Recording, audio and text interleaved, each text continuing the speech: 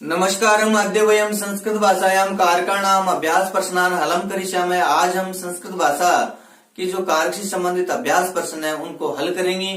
प्रतियोगी परीक्षाओं में विभक्ति प्रयोग के कारण से संबंधित जो प्रश्न पूछे गए हैं उन प्रश्नों को हमने श्वेत पट पर लिखा है, उन प्रश्नों को हम हल करेंगे। इन प्रश्नों को हल करने से पहले आप श्वेत पट का स्क्रीनशॉट लेकर के फिर इन प्रश्नों को हल करें। हल करने के बाद में जो आपने प्रश्न हल किए हैं उन प्रश्नों को देखें वीडियो चला करके कि आपने जो प्रश्न हल किए हैं वो सही हैं और उनमें कितने गलत हुए हैं। गलत हुए हैं तो उनका कारण क्या है इसको जाने। तो पढ़ते हैं अभ्यास प्रश्नों के बारे में। आप पहले इसका स्क्रीनशॉट अच्छे से ले लें, उसके बाद में इन प्रश्नों को हल करें, फिर वीडियो को देखें। अभ्यास प्रश्न। प्रातिपदिकार्थ मात्रे विभक्ति बहुती। प्रातिपदिकार्थ मात्र में जो विभक्ति होती है वो कौन सी होती है? लिंग वचन परिमाण मात्रे प्रथमा विभक्ति। तो प्रातिपदिकार्थ मात्र में जो विभक्ति होती है वो कौन सी होती है? प्रथमा होती है, द्वितीय नहीं होती, तृतीय नहीं होती और चतुर्थी भी नहीं होती। कौन सी होती है? प्रथमा विभक्ति होती है। द्रोणो व्रीहि इत्यत्र प्रथमा विभक्ति अभवत। द्रोणो व्रीहि, यहाँ जो प्रथम विभक्ति हुई है वो किस कारण से हुई है? तो द्रोण व्रीहि, व्रीहि चावल होता है, द्रोण माप का एक क्या है? पात्र है। तो माप का पात्र होने के कारण यहाँ परिमाण की बात आएगी। तो प्रातिपदिक मात्रे ये भी नहीं है, संख्या मात्रे भी नहीं है, लिंग मात्रे आधिक्य ये भी नहीं है, परिमाण मात्रे यानी मापतोल का बोध हो रहा है या परिमाण का बोध हो रहा है। तो विभक्ति जो प्रथमा हुई है वो किस कारण हुई है? परिमाण मात्र के कारण द्रोणो व्रीहि में प्रथमा विभक्ति हुई है। तो ये उत्तर हो गया। इसके बाद में अनुक्ते कर्मणि विभक्ति भवति। अनुक्त अन धन उक्त, अन धन उक्त। अनुक्त कर्म में जो विभक्ति होती है वो कौन सी होती है? तो अनुक्त जो कर्म होता है, कर्तृवाच्य का जो कर्म होता है उस कर्म को क्या कहते हैं? अनुक्त कर्म कहते हैं। जैसे राम है विद्यालयम अगच्छत्, राम विद्यालय गया, तो विद्यालय है वो क्या कर्म है? किसका है? कर्तृवाच्य का है। कर्तृवाच्य का जो कर्म होता है वो अनुक्त कर्म होता है। अनुक्त कर्म में जो विभक्ति होती है वो कौन सी होती है? द्वितीय विभक्ति होती है। तो इसका उत्तर क्या रहेगा? कर्ता की बात करते हैं और उक्त कर्म की बात करते हैं। तो जो कर्तृवाच्य का कर्ता होता है, कर्तृवाच्य का कर्ता होता है वो क्या कहलाता है? उक्त कर्ता कहलाता है। क्या कहलाता है? उक्त कर्ता। और उक्त कर्ता में जो विभक्ति होती है वो कौन सी होती है? प्रथमा होती है। जैसे राम है पाठम पठति, राम पाठ पढ़ता है। तो यहाँ राम है वो कर्ता है, कर्तृवाच्य का है, इसलिए इसमें प्रथमा विभक्ति हो गई। फिर है इसका कर्मवाच्य बनाएंगे क्योंकि कर्म है इसमें। रामेण पाठ है पठ्यते, राम के द्वारा पाठ पढ़ा जाता है। तो यहाँ पाठ में जो विभक्ति है वो कौन सी होगी? प्रथमा होगी। क्यों हुई है? कि कर्मवाच्य का यानी कर्मवाच्य का जो कर्म होता है उसमें जो विभक्ति होती है वो कौन सी होती है? प्रथमा विभक्ति होती है। तो यहाँ पाठ में कौन सी विभक्ति हो गई? प्रथमा हो गई। और कर्मवाच्य का जो कर्ता होता है उसमें कौन सी विभक्ति होती है? तृतीय विभक्ति होती है। क्रिया का विधान कर्मवाच्य में किसके अनुसार होता है? कर्म के अनुसार होता है। कर्तृवाच्य में कर्ता के अनुसार होता है। तो यहाँ अच्छा प्रश्न बन गया कि उक्त कर्ता में कौन सी विभक्ति होती है? प्रथमा। उक्त कर्ता कौन सा होता है? कर्तृवाच्य का जो कर्ता होता है वो उक्त कर्ता होता है। और उक्त कर्म में कौन सी विभक्ति होती है? प्रथमा विभक्ति होती है। कर्मवाच्य का जो कर्म होता है वो कौन सा होता है? उक्त कर्म होता है। अगला प्रश्न है हरे रोस्ते भगति इत्यत्र पदार्थे चतुर्थी अस्ति। तो यहाँ चतुर्थी विभक्ति का कारण बताना है कि ये पद है, इसमें चतुर्थी विभक्ति है, इसका कारण क्या है? तो प्रियमाण है, अप्रियमाण है, साधक तमें, ईप्सित तमें। तो जो प्रिय लगता है वो क्या है? भक्ति है। और प्रियमाण कौन होता है? जो चीज जिसको अच्छी लगती है वो क्या होता है, प्रियमाण होता है। तो यहाँ हरि को भक्ति अच्छी लगती है, तो प्रियमाण कौन हो गया, हरि हो गया। तो कारण क्या है इसका, प्रियमाण है। साधक तमम कर्णम, यहाँ तृतीय विभक्ति होती है, कर्ण हो गया। ईप्सित तमम कर्म, ईप्सित कर्म जो होता है उसमें कौन सी विभक्ति होती है, उसमें द्वितीय विभक्ति होती है। तो ये ध्यान रखना, प्रियमाण हो गया हरि। कर्मेल काय कंटका रोचन्ते यस्मिन् प्रियमाण अस्ति। कर्मेल काय यानी ऊंट को कांटे अच्छे लगते हैं। इस वाक्य में, अस्मिन वाक्य, इस वाक्य में प्रियमाण कौन है, प्रियमाण कौन है, तो प्रियमाण है जिसको कोई चीज अच्छी लगती है, तो कर्मेलक हो गया, कर्मेल काय हो गया। और जिसको अच्छी लगती है उसमें विभक्ति जो होती है वो कौन सी होती है, चतुर्थी होती है। एनांगेन, येन धनांगेन, एनांगेन विकृतेन अंगिनः विकारे लक्षिते ततशात्।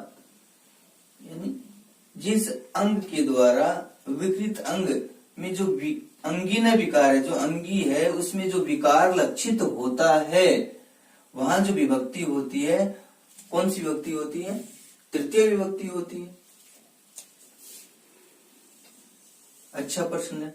तो अंगिन विकार लक्षित है, यानी जो अंगी है जिसमें विकार लक्षित होता है उसमें जो विभक्ति होती है वो कौन सी होती है, तृतीय होती है, यानी कर्ण कारक तृतीय विभक्ति होती है। जैसे अक्षणा काण, पादेन खंज, तो पैर से लंगड़ा है, आंख से काणा है, तो अंगी न विकार है, जिस अंग में विकार होता है उसमें जो विभक्ति होती है वो कौन सी होती है, तृतीय होती है। तो इस बात को ध्यान रखना, अंगी न विकार का मतलब अंग विकार की बात आ रही है, जिस अंग।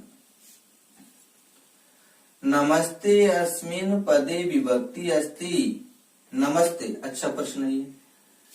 नमः धन्ते,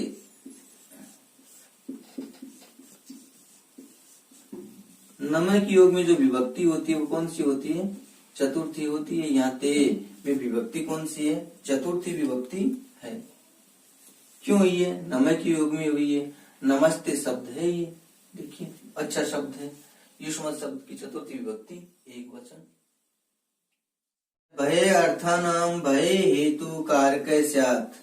भय अर्थ वाली धातु में भय हेतु, भय का जो हेतु होता है उसमें कारक स्यात्, उसमें कौन सा कारक होता है, अधिकरण, अपादान, करण, संप्रदान। तो उसमें जो कारक होता है वो कौन सा होता है, अपादान कारक होता है। भय तथा रक्षा अर्थ वाली धातुओं के योग में जो कारक होता है वो कौन सा होता है, अपादान कारक होता है। अपादान कारक के योग में जो विभक्ति होती है वो कौन सी होती है, पंचमी विभक्ति होती है। जैसे बालक सर्पात विभेति, तो सर्पात में जो विभक्ति है वो पंचमी है। बालक किससे डर रहा है, सर्प से डर रहा है, तो भय का कारण क्या है, सर्प है। और कारण में कौन सी विभक्ति होती है, भय हेतु में कौन सी विभक्ति होती है, पंचमी। और वहां कारक कौन सा होता है, अपादान कारक होता है। बालक सिंहात विभेति अस्मिन् वाक्ये भय हेतु अस्ति। बालक शेर से डरता है। अस्मिन् वाक्य, इस वाक्य में भय हेतु अस्ति, भय का हेतु है। बालक सिंहात विभेति न कोऽपि, तो भय का कारण क्या है, सिंहात है। बालक किससे डर रहा है, शेर से डर रहा है, तो भय का हेतु कौन हो गया, भय हेतु सिंह हो गया। अगला प्रश्न है, वृक्षात पत्राणि पतन्ति। वृक्षात पत्राणि पतन्ति अस्मिन् वाक्ये ध्रुवम् अस्ति। इस वाक्य में ध्रुव है, तो ध्रुव किससे कहा जाता है कि कोई वस्तु जिससे अलग होती है, तो जिससे अलग होती है उसे क्या कहा जाता है, ध्रुवम कहा जाता है। तो ध्रुवम कौन हो गया, वृक्षात पत्राणि पतन्ति कारक। तो यहाँ वृक्षात जो है वो क्या हो गया, ध्रुवम हो गया। क्यों हुआ, क्योंकि पत्ते किससे अलग हो रहे हैं, वृक्ष से अलग हो रहे हैं, इसलिए वृक्षात है वो ध्रुवम हो गया। उसमें विभक्ति कौन सी होती है, ध्रुवम में पंचमी विभक्ति होती है। इसके बाद में है, क्षेत्रात पशवः आगच्छन्ति। क्षेत्र से पशु आते हैं। अस्मिन् वाक्ये अपाय अस्ति। इस वाक्य में अपाय है। पूछा क्या गया है, अपाय पूछा गया। तो तो यहाँ क्षेत्रात् विकल्प है, पशु है, आगच्छन्ति है, नको अपि है। खेत से पशु अलग होकर के आ रहे हैं, इसलिए जो अलग होता है वो क्या होता है, अपाय होता है। अलग कौन हो रहा है, पशु हो रहा है, इसलिए पशु क्या हो गया, अपाय हो गया। तो अपाय को समझे हम कि दूरों से कोई वस्तु अलग होती है उसे अपाय कहते हैं। अपाय विश्लेषय जो अलग होता है, जो भिन्न होता है, उसे क्या कहा जाता है, अपाय कहा जाता है। यहाँ अपाय कौन हो गया, पशु हो गए। इसमें पूछा जाए अपाय कौन हो गया, तो ध्रुवम तो वृक्षातर, अपाय कौन हो गया, पत्ते हो गए। क्योंकि पेड़ से कौन अलग हो रहे हैं, पत्ते अलग हो रहे हैं, तो पत्ते क्या हो गए, जो अलग होता है वो क्या होता है, अपाय होता है। ये दोनों ही प्रश्न पूछे हुए हैं। जनी कर्तु प्रकृति ही अस्मिन् वाक्ये अस्मिन् सूत्रे कस्य पदस्य अर्थ है कारणम अस्ति। जनी कर्तु प्रकृति यानी क्या कह रही, जन धातु का जो कर्ता होता है उसका कारण। तो अस्मिन् सूत्रे, इस सूत्र में कस्य पद से, किस पद का अर्थ कारण है, यानी जनी, जन, कर्तु, प्रकृति, ये चार विकल्प दिए हैं। इसमें हमें देखना है कि कौन सा पद है इस सूत्र का, कि उसमें उसका अर्थ क्या है, कारण है। तो प्रकृति का अर्थ क्या है, कारण है। तो प्रकृति इसका विकल्प हो गया, इसका अर्थ क्या होता है, कारण होता है। ये पूछा गया। तो जन धातु का जो कर्ता होता है और उसका जो कारण होता है, उस कारण को क्या कहा जाता है, प्रकृति कहा जाता है। तो कारण अर्थ कौन सा पद दे रहे हैं, प्रकृति दे रहे हैं। इसके बाद में कामात क्रोधो अभिजायते अस्मिन् वाक्ये जायमानस्य हेतु अस्ति। कामात, काम से क्रोध, अभिजायते मानी पैदा होता है, काम से क्रोध पैदा होता है। अस्मिन् वाक्ये, इस वाक्य में, जायमान का हेतु यानी पैदा होने वाले का हेतु है। कामात क्रोध है, अभिजायते सर्व, ये चार विकल्प है। तो पैदा होने वाला कौन है, काम है। ये तो पैदा होने वाला हो गया। और पैदा होने वाले का इस प्रश्न में क्या पूछा गया, हेतु पूछा गया है। तो पैदा होने वाले का हेतु कौन हो गया, कामात हो गया। तो उत्तर क्या हो गया, पैदा होने वाला पूछा जाए, जायमान है, तब तो क्रोध बताते हम। और पैदा होने वाले का हेतु पूछा गया, कारण पूछा गया है, इसलिए कामात है, वो क्या हो गया, जायमान से हेतु हो गया। पैदा होने वाले का कारण, कामात, काम से क्रोध पैदा होता है। इसके बाद में भूकर्तु प्रभवैशात। भूकर्तु, भू धातु का जो कर्ता होता है, उसका जो उद्गम स्थान होता है, उसे में जो कारक होता है, कौन सा होता है, कर्ता, कारम, अधिकरणम, अपादानम। तो वहां जो कारक होता है वो कौन सा होता है, अपादान होता है। भूकर्तु प्रभवय अपादानम स्यात्। फिर है दूरांतिकार्थभ्यो द्वितीया च इत्यत्र च बोधयति।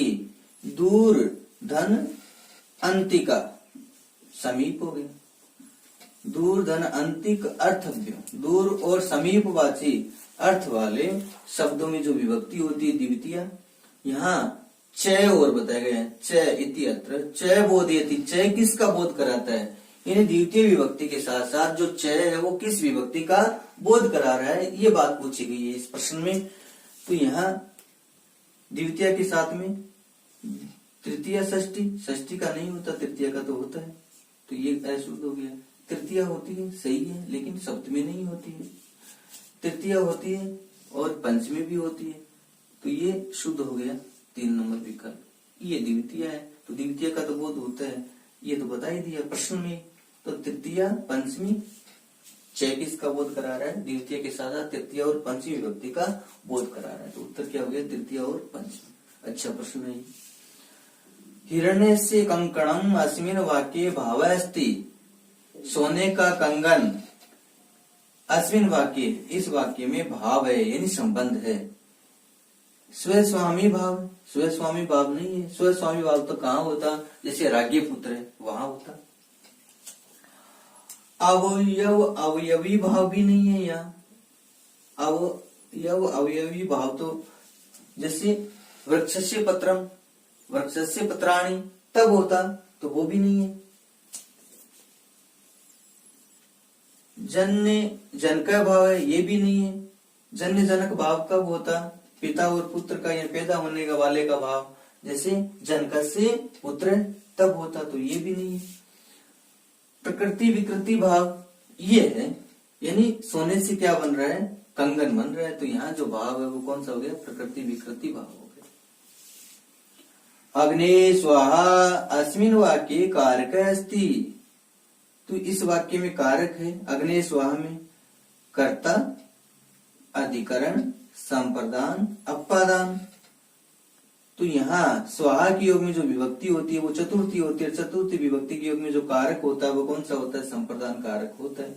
ये नमः स्वस्ति स्वाहा इंद्र वसट योगाच, ठीक है।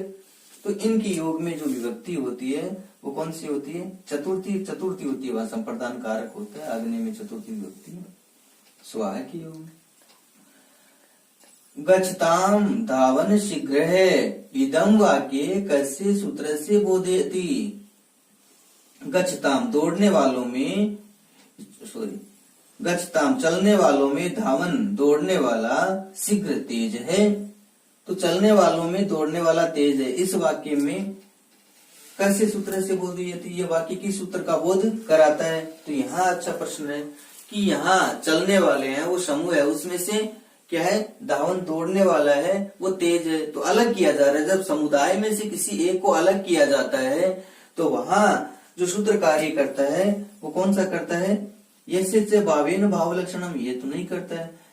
कृत्यानाम कर्तृवा, ये भी नहीं करता है। कर्तरी कर्मणो कृति, ये भी नहीं करता। यतश्च निर्धारणम, ये करता है कि समुदाय में से किसी एक का निर्धारण किया जाता है, एक को अलग किया जाता है, तब वहां जो सूत्र होता है यतश्च निर्धारणम। तो यहाँ जो विभक्ति है वो क्या है, षष्ठी विभक्ति बहुवचन है। सप्तमी होता तो क्या होता, गच्छत्सु हो जाता, सप्तमी विभक्ति बहुवचन। तो इस सूत्र के योग में जो विभक्ति होती है, समुदाय विशेष की बात करते हैं, तो उसमें षष्ठी और सप्तमी विभक्ति का प्रयोग होता है।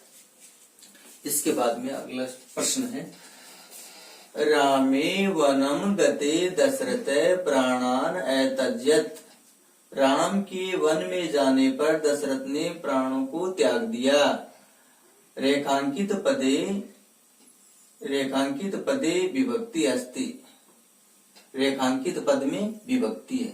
तो यहाँ गते में विभक्ति बतानी कौन सी है, तो गते में जो विभक्ति है वो कौन सी है, सप्तमी विभक्ति है। उस सप्तमी विभक्ति को क्या कहा जाता है ये देखना है।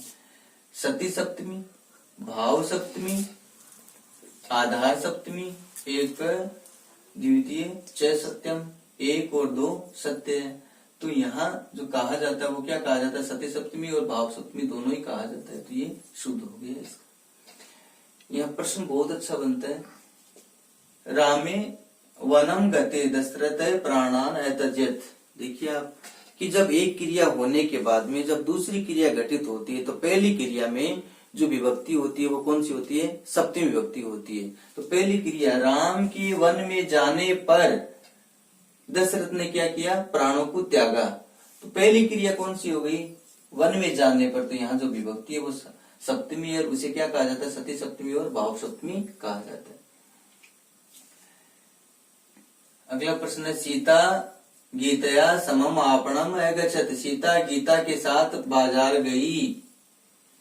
रेखांकित पदे विभक्ति अस्ति, रेखांकित पद में विभक्ति है।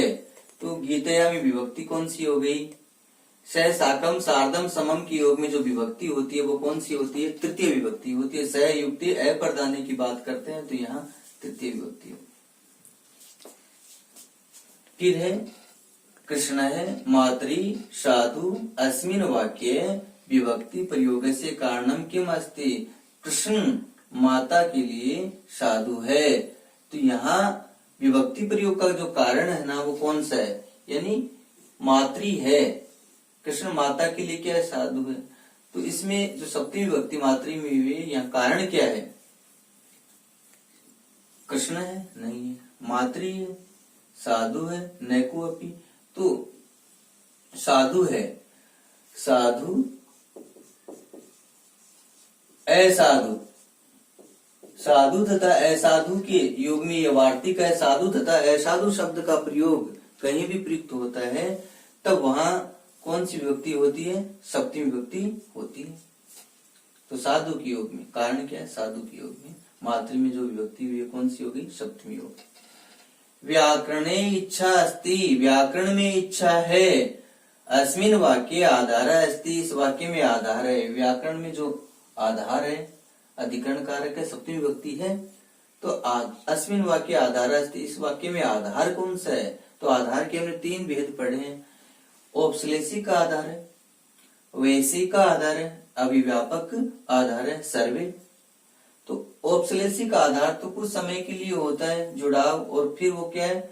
जुड़ाव अलग हो जाता है। जैसे कट्टे आस्ते, कट्टे पर बैठते हैं, तो यहाँ औपश्लेषिक आधार होता है कट्टे आस्ते में। वैश्विक आधार यानी विषय संबंधी जो आधार होता है वो क्या कहलाता है? वैश्विक आधार कहलाता है। और यहाँ जो आधार है वो कौन सा हो गया? वैश्विक है, क्योंकि इच्छा किसमें? व्याकरण में है।